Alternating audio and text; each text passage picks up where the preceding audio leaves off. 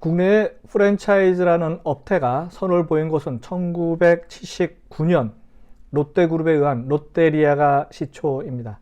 그 당시 고객이 직접 주문하고 주문한 음식과 음료를 스스로 운반하는 셀프 서비스라는 생소한 시스템을 선보였습니다.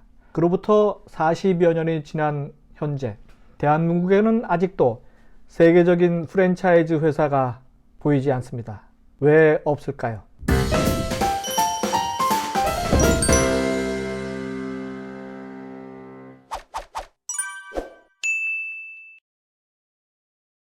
안녕하세요. 유통구단 김앤커머스 대표 김영호입니다. 김영호의 유통혁명 48번째 세계적인 프랜차이즈 회사의 탄생 조건 편입니다. 프랜차이즈 현상을 한번 좀 볼까요?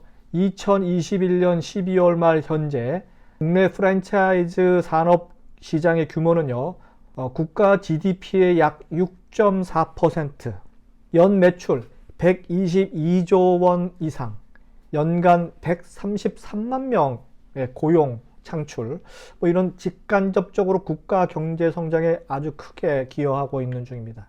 프랜차이즈 창업의 가장 큰 장점은 아시다시피 본사와 공동 브랜드를 사용해서 통일된 이미지를 구축하고 브랜드 홍보, 본사에서 상품을 공급해 주는 것, 물론 시설과 체계화된 시스템, 운영 노하우를 배울 수 있어서 초보 창업자들이 쉽게 창업할 수 있도록 하는 제도이죠. 근데 자세히 보면 그 양적 발전은 상당히 한 것 같은데 질적 발전은 잘 보이지 않습니다. 40여 년이 흘렀어도 한국 프랜차이즈 산업 중에서 뛰어난 실력을 보여주는 회사는 아직 잘 보여지고 있지 않습니다. 지금부터 국내 프랜차이즈 산업의 문제점을 한번 지적해 보고자 합니다. 첫 번째, 취약한 기획력과 가격 구조, 그리고 재무 구조. 가맹점 모집에만 급급한 나머지요, 재무 구조가 상당히 취약한 가맹본부가 상당히 많아 보입니다.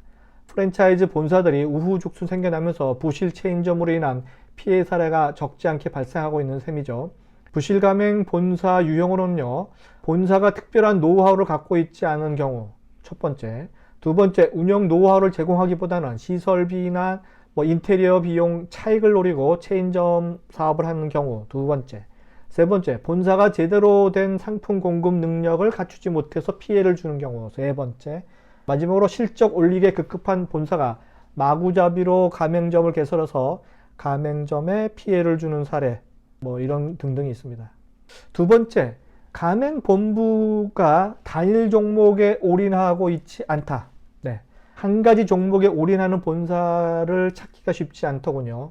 우리나라 프랜차이즈 산업만이 가지고 있는 특징이 아닌가 생각이 들고요. 우리가 아는 대부분의 프랜차이즈 본사는요, 적어도 3개에서 5가지 이상의 종목을 운영하고 있는 중입니다. 세 번째, 가맹본부 탄생의 급조성. 국내 가맹본부의 가맹사업을 시작하기 위해서 직영점 운영이 사전 준비기간으로 길면 길수록 생존 가능성이 이에 비례해서 높아질 것이죠. 그런데 참고로 미국은 가맹본부가 가맹점 사업을 하기 위해서 평균 7.6년간 직영점 운영과 사업 준비를 하고 개점하는 사업을 합니다. 그런데 우리나라 프랜차이즈 본사는 가맹점 모집까지 걸리는 시간이 과연 얼마나 걸릴지 거꾸로 가맹본부에 묻고 싶습니다. 네 번째, 잘 지키지 못하는 지적재산권. 각 본부가 가지고 있는 그들만의 고유한 영업기밀을 빼내서 유사 경쟁 프랜차이즈 본부를 차리는 일들이 계속 발생하고 있습니다. 잘 되고 있는 프랜차이즈 본부에 잠입해서 퇴사하면서 운영 매뉴얼과 제조 비법, 상권 조사서 등등을 가지고 나와서 경쟁 사업을 차리는 거죠. 이른바 미투 전략, 프랜차이즈 업계의 고질병인데요. 조금 장사가 잘 된다고 하면 10여 개 유사 경쟁점이 생기는 그런 현상이 너무 흔하기 때문에 이런 것들이 다 이제 문제점이죠. 이렇듯 프랜차이즈 업계가 부실 회사가 많고 불공정 거래가 많은 이유는요, 자본력과 노하우가 부족한 중소업체가 많은 데다가 국내 프랜차이즈 산업 성숙도가 낮기 때문이라는 것이 전문가들의 한결같은 의견이더군요. 그래서 제가 만약에 프랜차이즈 사업을 한다면 가맹 본사를 점검하기 위해서 무엇을 체크할까 한번 알려드릴게요. 제가 만약에 가맹점 사업을 한다면 가맹점주죠. 네, 첫 번째, 본사 대표의 이력, 경력을 아주 낱낱이 점검해야 합니다. 우선 가입하고 싶은 프랜차이즈 본사의 대표가 어떤 이력과 경력을 가지고 있는지 꼼꼼하게 사전에 점검하는 방법을 적극 추천하고 싶습니다. 21세기 우수 기업들의 공통된 보유 자산은요, 도덕적으로 중무장한 경영 능력이 뛰어난 경영자를 보유하고 있다는 점, 이 공통점입니다. 어느 기업의 장래를 예측할 때 점검하는 조사 기법으로 채택되는 방법은요, 우리가 알고 있는 회계상의 대체대조표, 손익계산서, ROI 같은 회계적 요소가 아니라 최고 경영자에 대한 경영 능력, 엄격한 도덕성, 미래를 보는 예측력을 갖고 있는지를 체크해야 되는 것 잊지 마시기 바랍니다.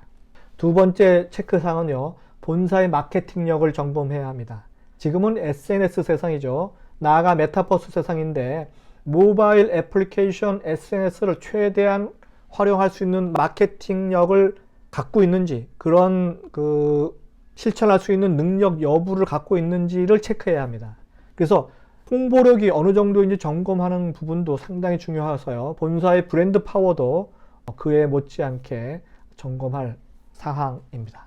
마지막 세 번째는요, 본사가 해외 진출할 전략을 갖고 있는지 유무를 체크해야 합니다.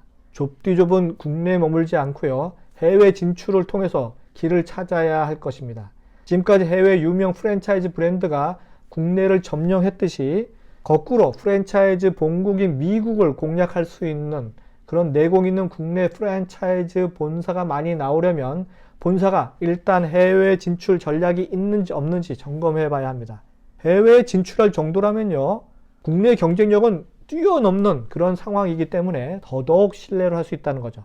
이해가시죠? 그래서 지금까지 보여준 1차원적인 상품과 서비스에서 벗어나서 21세기 소비자를 위한 컨버전스 융합형 상품 그리고 서비스 개발 능력이 관건이고요. 이외에 대학과 연계한 전문 인력 수급 관리 능력, 공동 물류 시스템 구축 가능 여부, ESG 경영에 기반한 경영 현황 등등등도 점검해 봐야 합니다. 결론에 이릅니다.